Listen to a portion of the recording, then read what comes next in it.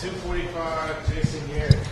Either Des Bryant or DeMarcus Will. Des ain't going on. Come on, Des not showing up. Des is walking over here. A little haircut? A little haircut? Man, looks a lot skinnier. Oh, that was a softball pitch right there. Who'd like to start it out? Mike, you often talk about how you like to be aggressive, that you perhaps go for it on fourth downs maybe than other coaches would.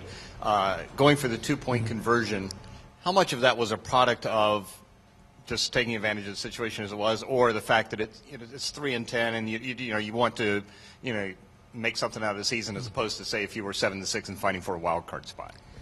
Well, I think if you look at my past history, I've done it. I believe we were 1-1 at the time. It was the only other time in Denver where I've gone for it. It was a difference in winning or losing a game at the end of the game. But it had totally to do with the type of defense that we thought we would get. And I was down there with the official right there on the 2 or 3 yard line. And if we didn't get the right defense, I was going to call a timeout and we were going to kick it. But we thought we had the right defense and it just didn't work out. When you go back over film, what do you take away from Kirk's performance? I think you always go through every game. You look at the positives and the negatives. We like quarterbacks to be very tough on themselves, and you always you're looking to play the perfect game. So as a quarterback, you go back and look at the things you did poorly. Hopefully, you don't make the same mistakes again, and the things you did well, why you did them well, and go through the mental reps as many times as you can. What did you like about what he did, and what are some things you want to work on? Well, I think the things that you look more at the negatives probably than the positives. I think anytime you have a couple interceptions, you're going to take a look at why did you have those interceptions. Is it the footwork? Is it leading the receiver? Is it making a bad read? Were they covered? Do you throw it away? Or if you have a fumble, were you stepping up into the pocket? Did you give your lineman a chance? Should you shuffle side to side? All those type of things that where you at least give the quarterback a chance next time to not put himself in the same situation. He was only sacked once, and given that being an issue the last few weeks, how much of that was due to his pocket awareness or presence, or the line playing better? I think anytime you throw the ball as many times we did and you have one sack, I think a lot of people are doing the right thing. Like I said, what you're doing is you're looking at that film and you're studying it, and you're making sure you do go through the proper footwork, the proper reads, and the better off you are, the more success you have.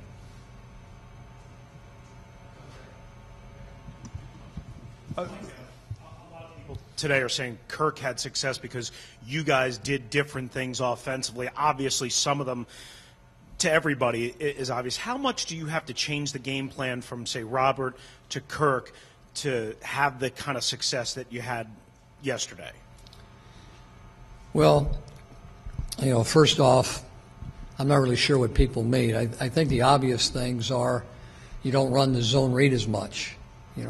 You've got Robert has that speed and the ability to make some plays running the football and can do some things off the play action pass. But other than that, we have the same offense. You have the same drop back. You have the same ability to run quarterback keeps or half rolls or bootlegs.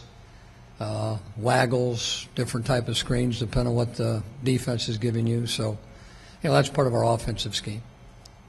Mike, people talk about quarterbacks making, I guess, their money. You talk about third downs and all that, but end of half, end of game situations. Kirk had 2 field goal drives in the half. We saw the end of the game situation. For a young quarterback, what were your thoughts on how he performed in those roles, and why do you feel that he had that sort of success in those times? Well, that's what you like to see. You like to see how people react under those situations. Kirk, did do a good job, especially at the end of the game. Even at halftime, I thought we did some good things. That's part of the maturation process of a quarterback. You like to see him in live situations. You can practice it all the way through your OTAs. You can practice it through mini camps, which he had a lot of reps. But can he take it to the field? And, I was pleased with how he handled himself. Is that poise? What does that stem from, do you feel? I think it's repetition, getting a chance to feel comfortable with a 2-minute offense. And, like I said, I think he did a pretty good job. Mike, what happened happened with Jordan Reed over the weekend as far as any further testing, and where are we on that? What we did is we brought him in on Saturday and still had a headache, so had one today as well. So we'll take a look at him each day, go through the protocol for a concussion, and hopefully one day he'll wake up and say, hey, I feel good, I'm ready to go. Kirk yesterday had said that some of the decisions he made, specifically regarding the interceptions, are just a product of not having a lot of experience. Do you guys think, maybe looking at his limited time on the field, that, okay, dealing with that is probably easier than if he was a guy who's been out here for 10, 12 years? It's just a product of his having 2 starts in 6 career games that it's maybe easier to swallow? Well, anytime you have mistakes, regardless if you're a 10-year vet, 15-year vet, or a 1 or 2-year vet, you want to be hard on yourself and look at your mistakes, evaluate it, and hoping that through practice, through the repetition of game situations, that you can come back and put in the same situation again. You prevent yourself from making that mistake. So that's why the repetition is so important. With Jordan, is the belief that these headaches are concussion-related, or is there some other cause for headaches that people get? I mean, it just seems like this is kind of a curious situation. Is this something that you've seen before? Well, once you get a concussion and you get treated accordingly, we just evaluate them every day. And, I've asked these doctors before with different sports, how long does this occur? How long has it occurred? Some doctors will tell me that, it could be 2 or 3 months. It's not just 2 or 3 days that I'm used to dealing with football players, especially in soccer. There's a lot of concussions in soccer, and they've got a lot of tests, a lot of evaluations. And I've talked to a couple of our doctors, and they've said, in soccer, they've seen it go for 2 or 3 months. Is there a point where you send him, go beyond the protocol and send him to a specialist somewhere after a run of several weeks? He has seen some specialists. We haven't seen specialists.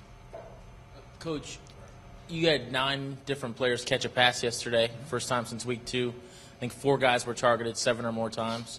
How much of that do you attribute to Kirk finding the open guy, making the right throw? How much of it did you guys run more 4 receiver sets, anything like that, to not have had that many guys as involved as they were for several weeks before this? Well, you just never know game by game, what defenses are going to give you. That's what you keep on working for, is, trying to work for that perfection. And we didn't get the perfection we wanted because we had those turnovers. But we did do some good things in the passing game. We did make some mistakes.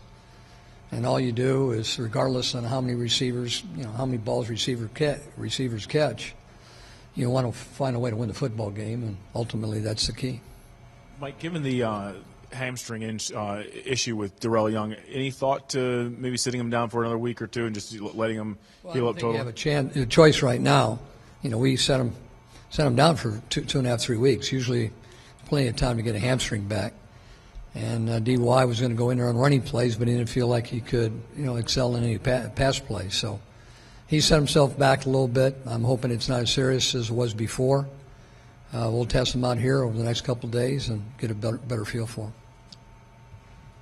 Mike, your defense has allowed 47 touchdowns this year. 16 of those touchdowns have come on drives of less than 45 yards. How much do you, when you're evaluating defense and what you guys have been able to do on that side of the ball, how much do you factor in the field position and what turf they have to actually defend? Well, you take a look at how you play defensively, and we gave up that first drive. Anytime they go the distance of the field and they have, 3 consecutive third downs, you're disappointed. But how we played the rest of the game was very impressive. Like you mentioned, they didn't have to go very far with all their drives. Yeah, that's part of the evaluation process. Anytime you're averaging over 4 yards per play on offense, that's total. You're playing some pretty good defense. You give up 240-something yards. You're giving up 2.5 yards per carry. They're not passing the ball very well. And the only way you lose a game like that is by turning the football over, which we did. Mike, whenever a guy plays like Kirk did yesterday, 381, I guess it opens up pundits to start asking questions and things of that nature. How do you think Robert will respond to the inevitable criticism that the offense looked better with Kirk Cousins in it yesterday than with him? Well, I think Robert's got a lot of confidence in himself, and he should. He's got all the ability in the world, and he will get better and better. every day. And I think that's one of the reasons why we decided to not play him anymore for the last 3 games. We wanted him to go in the off season fully healthy, be able to get all the reps that you normally get in the off season, and give himself a chance to get better. We thought that was more important than the reps in the last 3 games. Kirk has had that ability to do that in the off season, and that's one of the reasons why we decided to make that decision that we made going into this game. Any update on Trent Williams? No, I won't have really an update until Wednesday. It's kind of hard to tell so quick. Yeah, last year Kirk had a good game and then obviously sat down for Robert the rest of the year. Now he's going to play, have a second consecutive start. They'll have some film on him, have a book on him. How challenging is that for a young quarterback like that? And do you have to kind of anticipate adjustments that the Cowboys might make? Well, you always anticipate adjustments, but usually a defense will run what they feel good about. They may have a game plan against a young quarterback to put a little bit more pressure on him, blitz him a little bit more, put him in situations that he hasn't seen, rather than playing maybe just a base defense like they may do against a veteran, or maybe drop more people in the 3-man rush compared to a 4 or 5-man rush. So a lot of different things coordinators will do. You're just not sure what they're going to do, but you got to be ready for everything. Mike, you guys committed 29 turnovers last year, 14 so far this year. What's been the change? What's been the reason that's happened? Say that again? It's all right. Did I inverse him? I did reverse him. I was hoping you were right, but you're not. Yeah. Sorry about that. Obviously, you understand where I'm going. What's been the change? Well, that's really hard to put a finger on. It's one of the reasons why we've had the record we've had. The one stat that we look at all the time is turnover ratio. And things you work on in practice, trying to separate having to defenders try to separate the ball all the time, regardless if it's a running play or a passing play. Same thing, on the other side is stripping the football. But when you don't do those things, you lose, and that's what happened Sunday. Going back to the 2-point conversion, beyond it being a calculated move that you made, with the idea of based on the defense, possibly calling a timeout. In the locker room, there was universal support. The players liked the idea that, hey, we're going for the win. Does doing that sort of, in a way, send a message to them to say, hey, maybe late December we're out of it, but we still got some moxie. We're going to, take some gambles and win some games? Yeah, I think everybody's got a different feel when you do something like that. You just kind of got to go with your gut at the time. And, we had talked about it before. As we were going on the drive, I said, hey, just be alert for the possible 2-point if we score. And, we got one of the reasons we did is we had a timeout remaining. If we got the wrong defense, or what we thought would be the wrong defense, we'd have a chance to call a timeout. So, you just kind of got a feel, and unfortunately, we didn't execute. Mike, you made this point well clear before about this being Robert's team, and other people have said that. I just want to follow up on Kirk one more time. How difficult, when a guy, when and if he continues to play as well as he has played, does it make it more difficult to stick to that when a guy, this guy goes for 381, 29 out of 45. Does it make it more difficult to stick to that sort of battle cry that this is Robert's team? I don't think it does. The thing that you want on your football team is you want competition, legitimate competition. The better players you have, the more people compete. When you look behind your shoulder and you know that guy's pretty good, that makes you work a little bit harder in the off season. It makes you work a little harder during the week. And when there is no depth, you don't have that competition, you look over your shoulder and say, hey, I don't have to push myself that hard. So I've always believed that true competition is the biggest motivator you can have, regardless who you are. Because everybody knows that we're going to play the best players at the end of the day. So that competition, regardless of the position, is great. There was a report yesterday that alleged to know what you're thinking. You haven't answered this yet for us. It said that you have no plans on resigning at the end of the year. Well, first of all, I think I made it very clear. One of the reasons why I kind of got off the platform, I thought I had answered all the questions, but I'll go back to saying the same thing I've said before. I'll get a chance to sit down with Dan at the end of the season, after the next 2 games, and I'll give him my opinion on the direction that I think the franchise could go. He's going to give me his idea what he wants to do. He's the owner of the football team. But all we can do at the end of the season is communicate, and I think we have that type of relationship where we can talk and be honest to each other, but we're not going to do that to the end of the season. reports that as of right now, you have no plans on resigning. I was just wondering if that was accurate or not. Oh, yeah, that's accurate. Also, we'd be remiss if we didn't ask you 24 hours later if you had any reaction to the two stories about Kyle. One, that he had decided to basically part ways with you, essentially, and also about some of the stuff that goes on in the building and, I guess, complaints and all that stuff. Yeah, we talk about when you have 3 wins, all the noise that goes on, and I've said numerous times that, I like to concentrate on football, but maybe I can say it the best this way. It doesn't matter if Gary Kubiak was my offensive coordinator, Mike Heimerdinger, Jim Haslett. A coordinator's a coordinator. They've got a job to do, and they're going to do it. If they don't do it, then the chances are they're not going to be a coordinator for long. That has nothing to do with anybody in particular, but they got some autonomy there relative to their position. If it's Jim, if it's Kyle, obviously I get involved with all the football matters. And I will be heavily involved on both sides, offense, defense, and special teams. At the end of the day, it's my responsibility to be accountable for everything that's done. Mike, back to Robert and Kirk for a second. You used the words legitimate competition there. Do you feel like that's where this is going with this your quarterback situation, or is Robert clearly your starting quarterback? Robert is clearly our starting quarterback. But what I'm going to still emphasize is the better players you have, the more competition you have, you get better as a football team. I've always felt that way.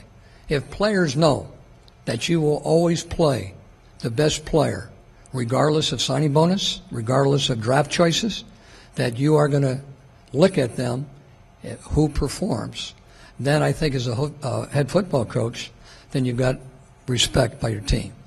If you're going to play somebody just because you drafted them in the first round or the 6th round or the 7th round, and you're going to keep them there just because you drafted them or you sign a guy with a big signing bonus, you lose respect by your football team. The teams I've been on, the great ones, have always had that type of competition, regardless what their position was or the money they made or where they were drafted. How much of a grain of salt do you have to take those numbers that Kirk put up yesterday, considering the team that he went against with a lot of rookies? We've had one game. Let's not get carried away with numbers, okay? We got one game, and we lost the game. Let's take a look. We got Dallas, we got the Giants. We talked about our game plan coming in. It gives Robert a chance to be healthy going into the offseason program. It gives Kirk some valuable experience as a football player. And we've got some competition in a lot of different positions for next year, and the best players will play. How much of his success yesterday did some of it have to do with him, some have to do with inexperience with Atlanta and kind of their struggles? Where do you break that down? Again, let's not get carried away with one game, okay? It's one game. That's all it is. Let's take a look at game after game after game. We saw what Robert did last year. We knew he had an ACL. We knew he had a LCL. He had rehab the whole year. And, put up some pretty good numbers this year. Maybe not in comparison to the first year. But let's not get carried away after one game. Mike, you talked last week about when a team is 3-10 or they've been losing, that's when the reports start to seep out. I wonder if this week, as these reports continue to seep out about personal things, your son was involved in one of the rumors, and it talks about your relationship with owner and quarterback, et cetera, if you thought about what the current state of the culture is in the building, where people feel each week they want to go talk to a reporter, whether it's true or not, whether you give credence to it or not, but what is the current climate that gives people that feeling they want to go talk to a reporter, and bam, on game day, report comes out hours before a kickoff? I can't control that. You know that as well as I do. All we can do is concentrate on the Dallas Cowboys or the Atlanta Falcons. I thought our football team did a great job concentrating on the job at hand. I thought the coaches did a great job of preparation during the week. As I've said, I have never been associated with a team with 7 turnovers. They have a chance to win on the last play of the game. It's kind of unheard of when you're -5 in the turnover ratio. I think we got our players really playing right now very hard despite some of the distractions. I think they're handling very good. I can't do anything about those reports. I can guess where they come from. I know there's a lot of people, in my past, or maybe Coach Haslett's past, or was Gary Kubiak. Hey, not everybody's happy, and when you do have 3 wins, it can be a little bit tough. A lot of things do come out. It's part of this business, but you got to be tough enough to work through it. And I think our organization, our football team, is tough enough to work through it. And would you say it's fair? Would it be fair to say then that if, as an owner looking up high, down low, these distractions are a major detriment to bringing you back? I mean, would that be a fair thing to say? You'd have to talk to Dan Snyder about that. He'd give you a better answer. Mike, I'm curious about prioritizing a backup quarterback in a league where Chicago had a guy play very well. They got a chance to make the playoffs. Mm-hmm. The Packers lose Aaron Rodgers, and then they're a mess all of a sudden. As far as prioritizing having Kirk in the organization, knowing he can play, and if you could get a second-round, a third-round pick for him, and moving forward, what's more important? Like, how do you weigh those things? Well, I think that's what you do is you sit down as an organization, as a staff, as an ownership, and you decide what's best for the organization. But that's part of your plan in building a football team. Mike, just taking a look when Robert was playing, the amount of times he was sacked versus Kirk yesterday.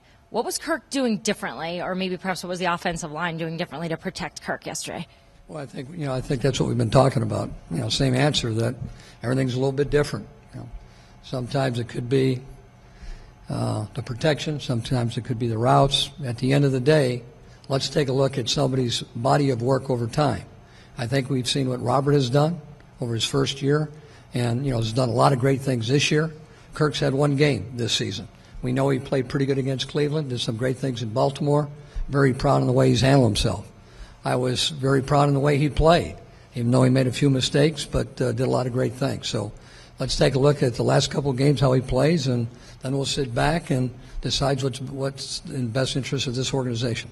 Mike, obviously it's been a tough year for Fred, but to see, and I know you had spoken to him on the radio last week about having a good practice week, to see him rewarded, if you will, in that regard, pretty satisfying all around? Yeah, it was a nice catch that Fred made. Kind of a tough catch with the quarterback keep, and took advantage of the opportunity. You always want to see these guys step up and play well, and I thought Fred did a great job. Okay? If I take off right now, am I okay? Okay, see you.